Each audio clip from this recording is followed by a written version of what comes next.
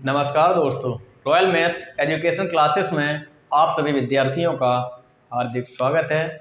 मैं राजीव कुमार आपके लिए लेके आया हूँ हिंदी व्याकरण। हिंदी व्याकरण में समास पर चर्चा हो रही थी, समास पढ़ाए जा रहे थे और यानी सभी समास पढ़ा दिए गए थे। एक समास जो कि तत्पुरुष समास है वही चल रहा था, तो आज वहीं से कंटिन्यू करेंगे जहाँ पर इससे पहले वीडियो में छोड़ा है।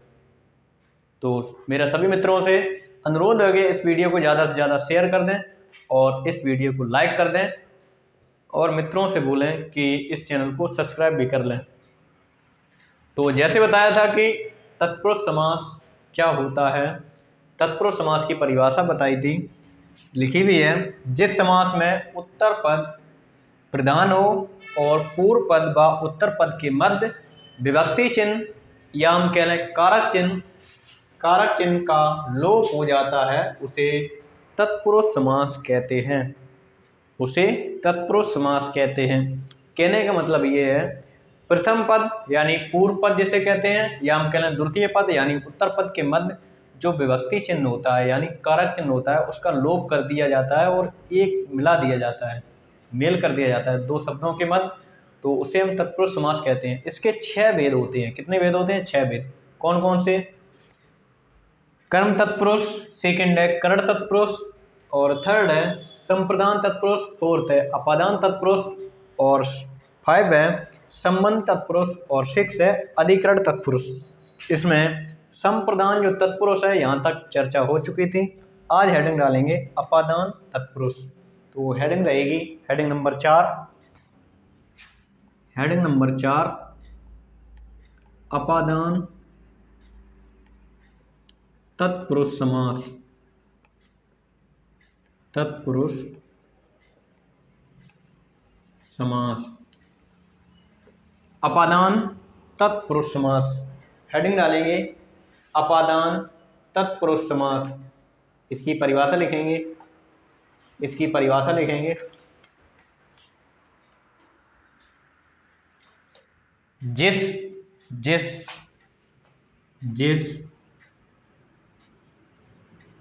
समस्त पद के बीच, जिस समस्त पद के मध्य, जिस समस्त पद के मध्य से विभक्ति या से कारक चिन्ह, और से किस लिए आया है? अलग करने के लिए या जुदा करने के लिए। जिस समस्त पद के मध्य से विभक्ति या से कारक चिन्ह का प्रयोग किया जाता है, या विग्रह करते समय से विभक्ति या कारक चिन्ह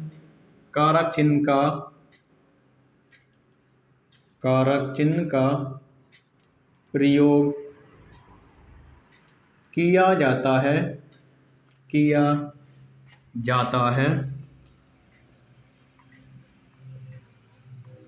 उसे अपादान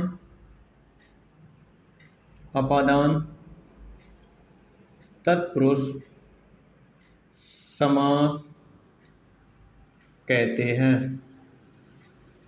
अपादान तत्पुरुष समास कहते हैं कि परिभाषा क्या कहती है? जिस समस्त पद के मध्य से जो व्यक्ति है या से कारक चिन्ह का प्रयोग किया जाता है, उसे अपादान तत्पुरुष समास कहते हैं। अपादान तत्पुरुष समास कहते हैं। जैसे उदाहरण दिखेंगे। और ये जो से विभक्ति है या से कारक चिन्ह है, ये अलग करने के लिए प्रयोग किया जाता है, जुदा करने के लिए प्रयोग किया जाता है, या हम कह लें धनहीन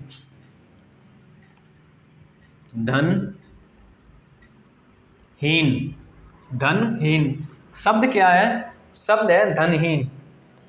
इस धनहीन शब्द को ही समस्त पद कहते हैं। तो इनके मध्य यानी पूर्व पद और उत्तर पद के मध्य अगर से विभक्ति का प्रयोग किया जाए, कैसे किया जाएगा? धनहीन का मतलब होता है धन से हीन, धन का मतलब रुपए से हीन। इसका जो विग्रह होगा धन से हीन, धन से हीन, हीन का मतलब धन से जुदा, धन से हीन। तो ये विग्रह हो जाएगा, ये धनहीन का विग्रह धन से हीन हो जाएगा। ये पूर्व पद है, यानी धन पूर्व पद है और हीन उत्तर पद है।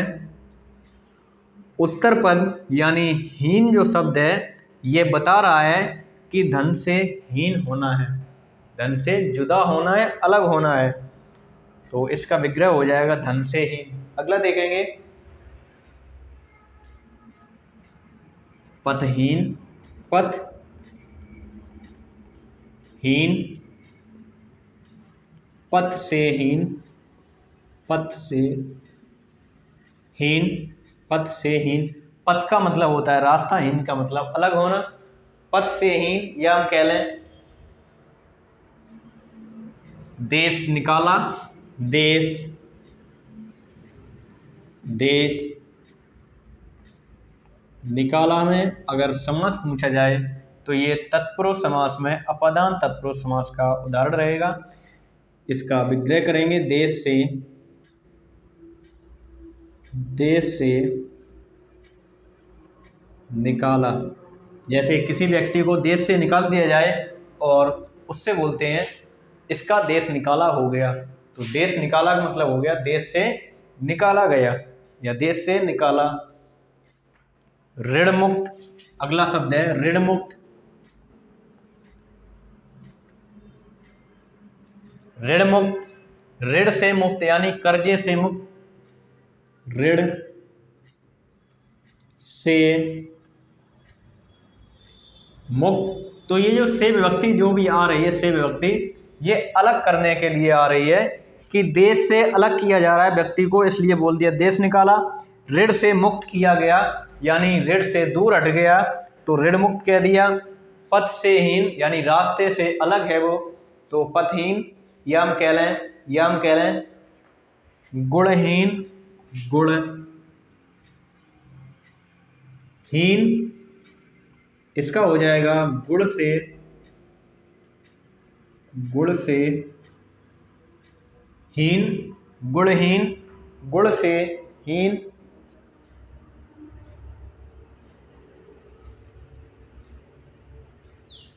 आकाशवाणी, आकाश वाणी, आकाश, आकाश से वाणी,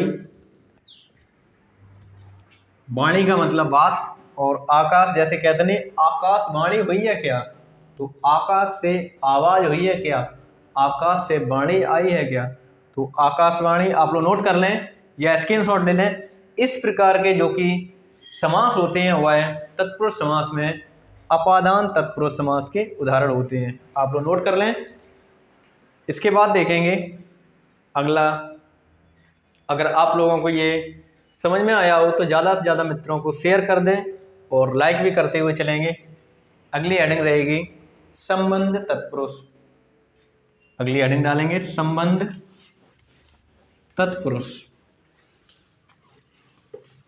कभी कभी समास का एग्जाम्पल न दे करके समास की परिभाषा पूछ ली जाती है, तो अगला डालेंगे संबंध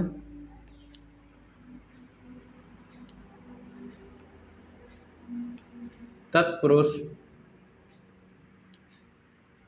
समास, संबंध तत्पुरुष समास। संबंध का मतलब भाई का भाई से संबंध, बहन का भाई से संबंध, माता का पिता से संबंध या माता का बच्चों से संबंध। तो इन संबंधों को दर्शाने के लिए जिस विभक्ति या कारक चिन्ह का प्रयोग किया जाता है दो शब्दों के मध्य, उन्हें हम संबंध तत्पुरुष समास कहते हैं। तो इसकी परिभाषा लिखेंगे, इसकी परिभाषा लिखेंगे जिस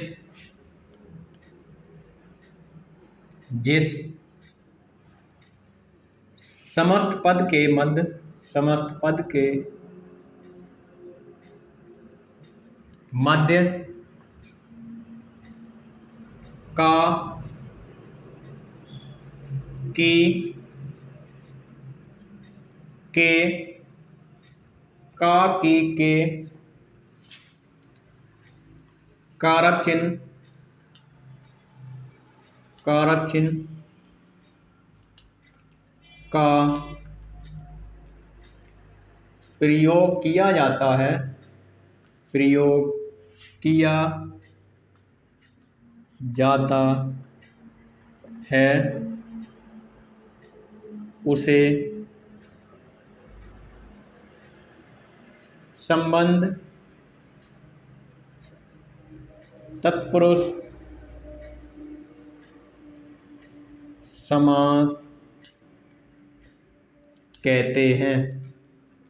या हम कह लें पूर्व पद और उत्तर पद के मध्य का, की के, रा, री, रे, ना, नी, ने, इस प्रकार के जो कारक चिन्ह होते हैं इनका प्रयोग किया जाए तो वहाँ संबंध तत्पुरुष समास होता है, वहाँ संबंध तत्पुरुष समास होता है।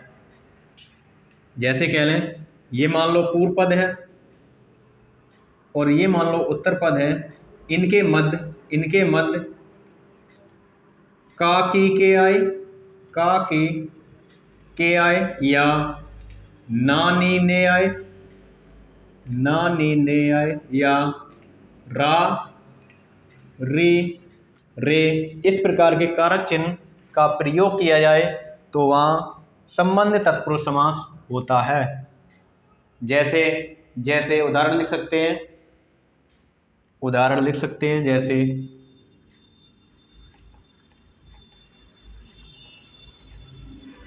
राजपुत्र,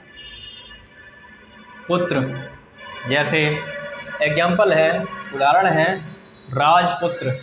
इसका जब विग्रह करेंगे तो विग्रह होगा राजा का पुत्र, राजा का पुत्र। राजपुत्र जो शब्द है इसमें का विभक्ति जोड़ करके विच्छेद किया गया या विग्रह किया गया राजा का पुत्र, इसका मतलब हो गया राजपुत्र। तो ये जो पूर्व पद है ये राजा पूर्व पद है और पुत्र उत्तर पद है, इनके मध्य का विभक्ति का प्रयोग किया गया है।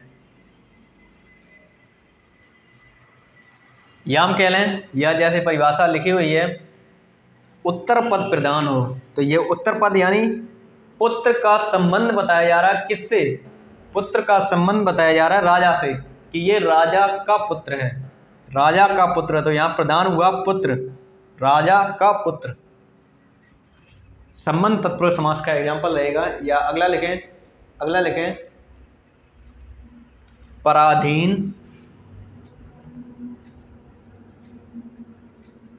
पराधीन, इसका विग्रह होगा पर से, पर के अधीन होगा, पर के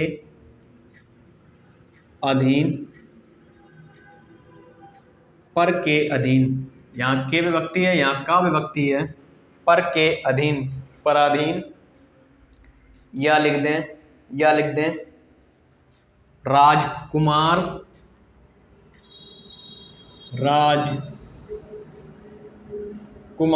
इसका विग्रह करें तो हो जाएगा राजा का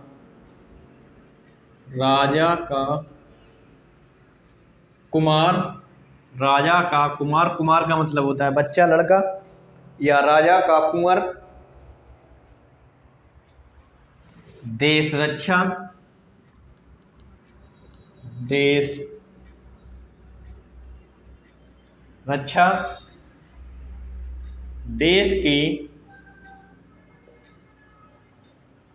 की रक्षा, देश की रक्षा। या हम कह लें देशभक्ति,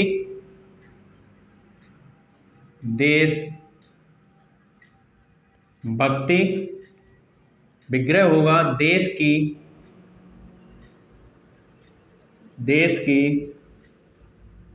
भक्ति। या कह लें शिव पूजा, शिव शिव की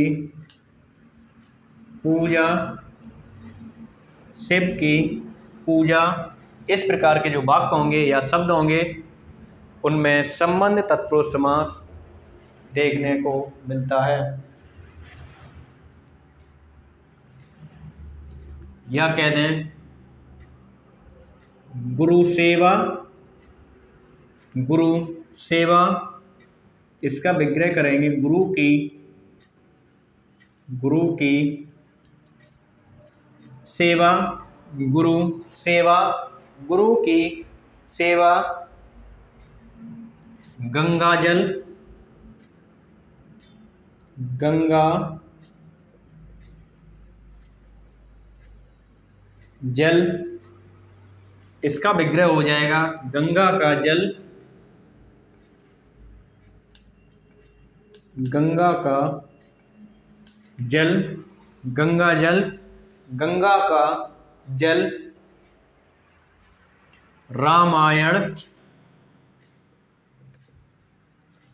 अगला शब्द है रामायण, इसका विग्रह होगा राम का, राम का आयन या राम का आयन, राम का आयन।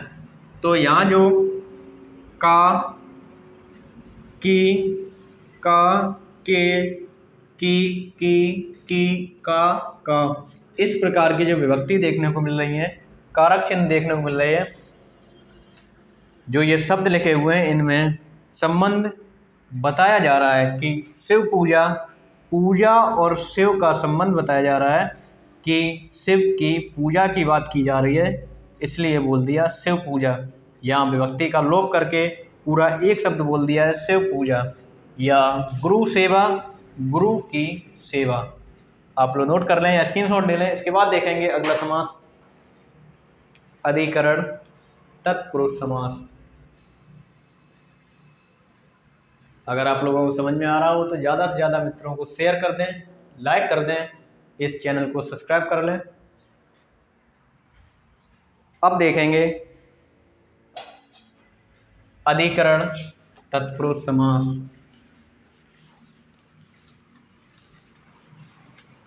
इस तरह के जितने भी शब्द होंगे वह संबंध तत्पुरुष के उदाहरण होंगे। अधिकरण तत्पुरुष समास, हेडिंग नंबर 6 डालेंगे।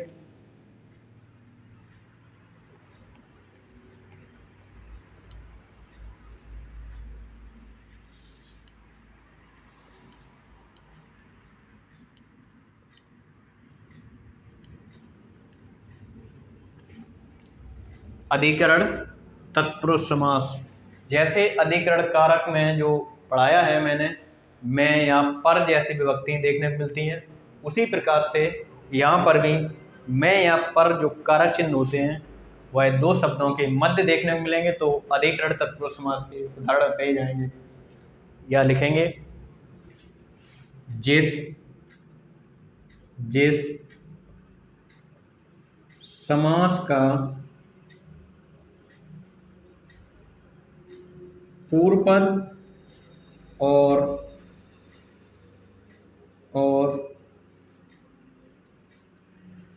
उत्तर पद के मध्य,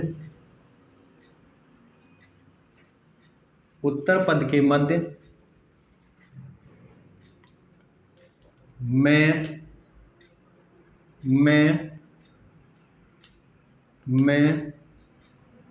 या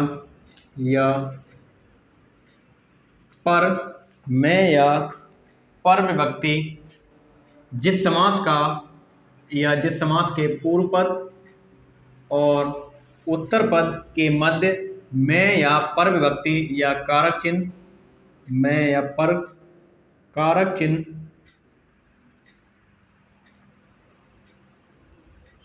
देखने को मिलते हैं, कारक चिन्ह प्रयुक्त होते हैं या कारक चिन्ह प्रयोग होते हैं, कारक चिन्ह प्रयोग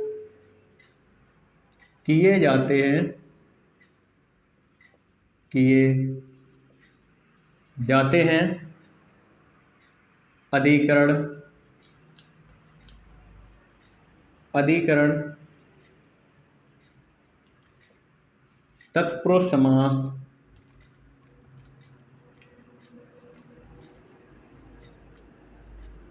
कहते हैं। दो शब्दों के मध्य यानी पूर्व पद और उत्तर पद के मध्य या तो मैं विभक्ति देखने को मिले या फिर पर विभक्ति देखने को मिले तो वहाँ पर अधिकरण तत्पुरुष समास होता है। अधिकरण तत्पुरुष समास होता है। जैसे जैसे जैसे उदाहरण दे दें,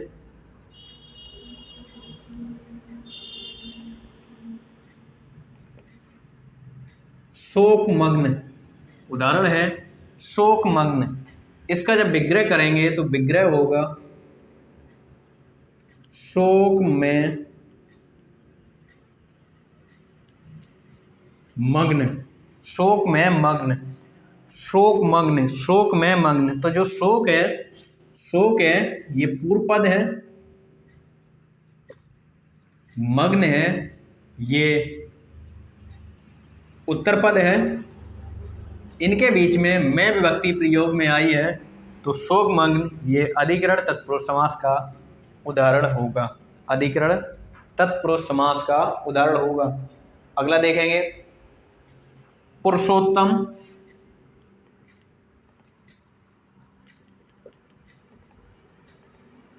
पुरुषोत्तम जो शब्द है इसका विग्रह होगा पुरुषों में उत्तम, पुरुषों में उत्तम, पुरुषोत्तम, पुरुषों में उत्तम, उत्तम, उत्तम का मतलब होता है उच्च। पुरुषों में जो उच्च है, मैं विभक्ति प्रयोग में आई है तो अधिकरण तत्पुरुष समास का ये उदाहरण हो जाएगा। या लिख दें आप बीती, आप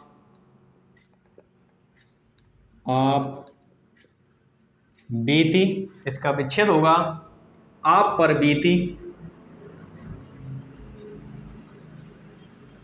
आप पर बीती। जैसे हम लोग साधारण बोलचाल की भाषा में कह देते हैं कि आप अपनी बीती बताइए या आप अपनी बीती बता दीजिए, तो कहेंगे आप बीती। आप बीती यानी खुद पर जो बीती हो, आप पर बीती हो वही बता दीजिए आप बीती। या कहेंगे गृह प्रवेश, गृह प्रवेश, इसका विच्छेद होगा गृह में प्रवेश, गृह प्रवेश, गृह में प्रवेश। यहाँ पर भी मैं विभक्ति है, यहाँ पर विभक्ति है। गृह प्रवेश, गृह में प्रवेश। लोकप्रिय, लोकप्रिय, इसका विच्छेद होगा लोक में, इसका विग्रह होगा लोक में प्रिय, लोक में प्रिय, जिसे कहेंगे लोकप्रिय। या कह लें धर्मवीर, धर्मवीर, धर्मवीर, धर्म में वीर। अगर इसका विग्रह करना चाहें धर्मवीर का तो धर्म में वीर। या कह लें नरोत्तम, नरोत्तम, नरों में उत्तम, नरोत्तम, नरों में उत्तम। नर का मतलब होता है आदमी या इंसान, आदमियों में जो उत्तम है उसे कहेंगे नरोत्तम, नर में उत्तम। या कह दें दानवीर,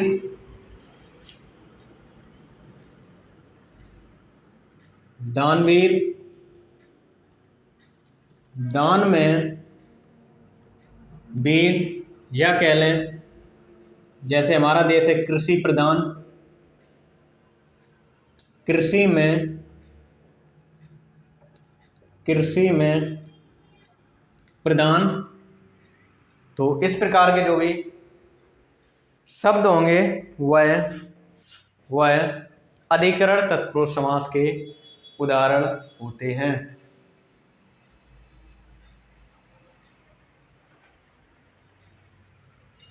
आप लोग नोट कर लें या स्क्रीनशॉट ले लें। तो इसकी परिभाषा क्या है? जिस समास के पूर्व पद या उत्तर पद के मध्य जो कारक चिन्ह में या पर विभक्ति देखने को मिले उन्हें हम अधिकरण तत्पुरुष समास कहते हैं। या कह लें जिस समस्त पद में में या पर विभक्ति का लोप हो उसे हम अधिकरण तत्पुरुष समास कहते हैं। तो मित्रों, आज ये समास का जो टॉपिक है वह पूरी तरह से समाप्त हो चुका है। हमने 6 प्रकार के समास बताए हैं। समास का मतलब बताया। समास का मतलब क्या होता है? समास शब्द का ही मतलब होता है कि बड़ी से बड़ी बात को छोटे से छोटे रूप में प्रकट करना। समास 6 प्रकार के होते हैं। नंबर 1 अव्ययीभाव समास, नंबर 2 तत्पुरुष समास, नंबर 3 कर्मधारय समास, नंबर 4 द्विगु समास, नंबर 5 द्वंद्व समास और नंबर 6 बहुब्रीहि समास। इसके अलावा भी एक और नया समास बताया हमने, या उसे कह लें अन्य समास, जिसे हम नई समास कहते हैं। और उसका मतलब होता है किसी शब्द के पहले या पूर्व पद में छोटा आ उपसर्ग के रूप में जोड़ दिया जाए, उसे हम नई समास कहते हैं। अब इन्हें एक एक डिटेल से समझाया है मैंने। अगर जिस मेरे मित्र ने इनसे पहले की वीडियो नहीं देखे हैं तो इस वीडियो के डिस्क्रिप्शन बॉक्स में उनका लिंक मिल जाएगा। आप लोग शुरू से एक एक समास देख सकते हैं। ये जो तत्पुरुष समास चल रहा था, ये तत्पुरुष समास नंबर 2 पे आता है, लेकिन हमने लास्ट में इसलिए पढ़ाया है क्योंकि इसके भी 6 भेद होते हैं। तत्पुरुष समास के 6 भेद होते हैं। कौन कौन से होते हैं? नंबर 1 कर्म तत्पुरुष, नंबर 2 करण तत्पुरुष, नंबर 3 संप्रदान तत्पुरुष, नंबर 4 अपादान तत्पुरुष, नंबर 5 संबंध तत्पुरुष और नंबर लास्ट है अधिकरण तत्पुरुष। तो एक एक समास को मैंने बहुत मेहनत से समझाया है आप लोगों को। अगर आप लोगों को समझ में आया हो तो ज़्यादा से ज़्यादा वीडियो को शेयर कर दें। लाइक करने में कोई चार्ज नहीं लगता है। आप लोग लाइक नहीं करते हो, पता नहीं क्यों नहीं करते हो। तो मित्रों, आज के लिए इतना ही। मिलते हैं अगले वीडियो में।